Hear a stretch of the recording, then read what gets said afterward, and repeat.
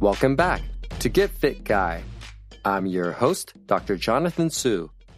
Every week, I'll share science-backed tips to help you get fit, stay fit, and optimize performance. In my early 20s, I had a goal of putting on as much muscle mass as humanly possible. At the time, I was a corporal in the Marine Corps, getting ready for a 6-month deployment on a Navy warship, and I had the perfect plan.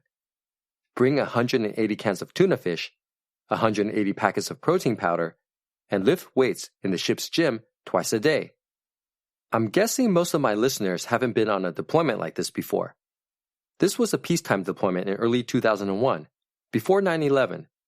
There's not much to do except eat, sleep, exercise, and play poker. I wasn't much of a poker player and had to do something to kill the time.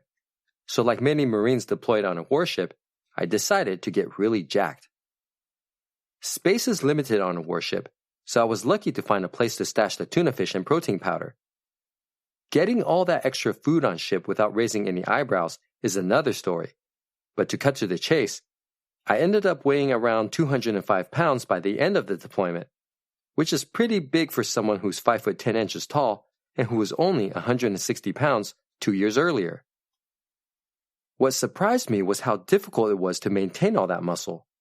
My body did not like being that big, and it let me know in a few ways. If I skipped a day of protein or 2 days of exercise, I lost weight, my muscles got smaller, and my strength decreased.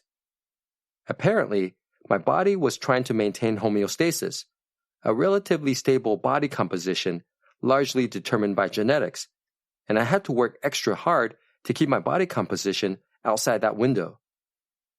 What also surprised me was noticing how my brain had a difficult time adapting to the new size, and I would constantly bump into things because I was misjudging the distance between my body and things like doorways and people.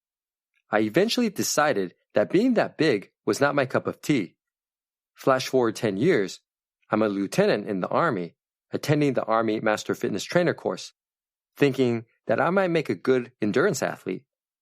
Boy, was I wrong about that.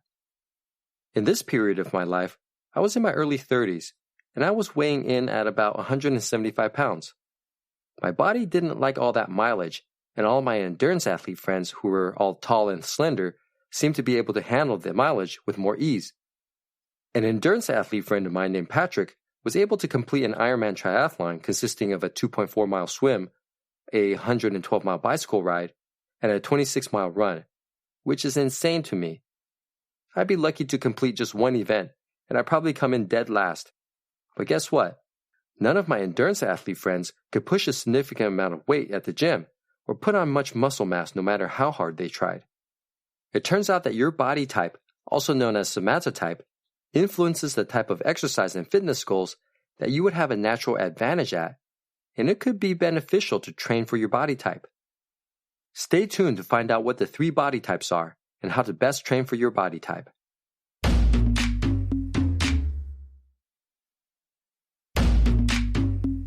The 3 somatotypes. People are born with a body type based on skeletal frame and body composition that's largely inherited. Most people are combinations of the 3 body types: ectomorph, mesomorph, and endomorph. These might sound like creatures out of Alien, but I think you'll recognize these body types when I describe them. Ectomorphs are long and lean, with little body fat and relatively smaller muscles. They have a naturally fast metabolism that makes it difficult for many to gain mass. Football wide receivers tend to be ectomorphs. Endomorphs have stockier bone structures and carry more fat and muscle throughout the body. They have a naturally slow metabolism that makes it easy for many to gain weight. Football linemen tend to be endomorphs. Mesomorphs have medium bone structure and tend to have a solid, athletic build without being overweight or underweight. They have an efficient metabolism that allows many to both gain and lose weight without too much effort. Football running backs and linebackers tend to be mesomorphs. It's rare for a person to fit within purely one somatotype. Instead, most of us fall on a spectrum somewhere between all 3.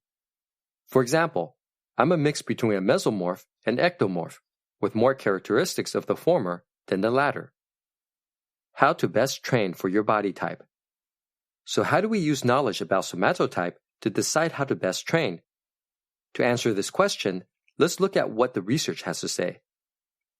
A recent study that looked at 214 pairs of twins found that somatotype and physical fitness traits are strongly associated with genetics. Studies that look at twins are important because they help us to understand how much of the difference in a trait between people is caused by genes and how much is caused by the environment. In the study just mentioned, positive associations were found for ectomorphs with cardiorespiratory endurance as well as for endomorphs and mesomorphs with muscular strength. In contrast, negative associations were found for ectomorphs with muscular strength as well as for endomorphs and mesomorphs with cardiorespiratory endurance. In other words, your body type is largely determined by genetics. Not only that, if you have more ectomorph characteristics, you would have a natural advantage at endurance activities and a natural disadvantage at strength activities. On the other hand, if you have more endomorph or mesomorph characteristics, you would have a natural advantage at strength activities and a natural disadvantage at endurance activities. The results of the twin study seem to jive with other studies that looked at somatotype and physical fitness traits. For example, one study found a positive correlation between mesomorph characteristics and 3-repetition maximum bench press and back squat performance. Another study found that decreased endomorph characteristics and increased ectomorph characteristics lead to significant improvement in Ironman performance. In both these studies, about 1/3 of physical performance was accounted for by somatotype. The key takeaway is that if you have predominantly ectomorph characteristics, trying to put on a ton of muscle mass may not be a fruitful endeavor and can potentially lead to injuries. But you'll likely see great results with endurance activities like running, biking, or swimming for distance. If you have predominantly endomorph characteristics, trying to be slim may be more work than it's worth. You may get more bang for your buck by focusing on building muscle mass and strength like the people in the strongman competitions. If you have predominantly mesomorph characteristics like me, going to either extreme with strength or endurance like I tried to do might make you feel like you can't be good at anything. Try taking the middle ground with a good combination of strength and endurance. You'll be happy that you did. If you have a question you want me to answer on the show, email me at getfitguy@quickanddirtytips.com or leave me a voicemail at 510-353-3104. Get Fit Guy is a Quick and Dirty Tips podcast. It's audio engineered by Nathan Sims, with script editing by Adam Cecil. Our podcast and advertising operations specialist is Morgan Christensen. Our digital operations specialist is Holly Hutchings.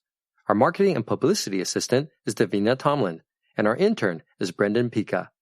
Follow Get Fit Guy on Apple Podcasts, Spotify, or wherever you listen to podcasts.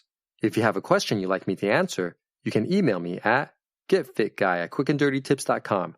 You can also leave me a message at 510-353-3104. Be sure to tell me if it's okay to use your voice on the show. That's all for this episode. Thanks for listening.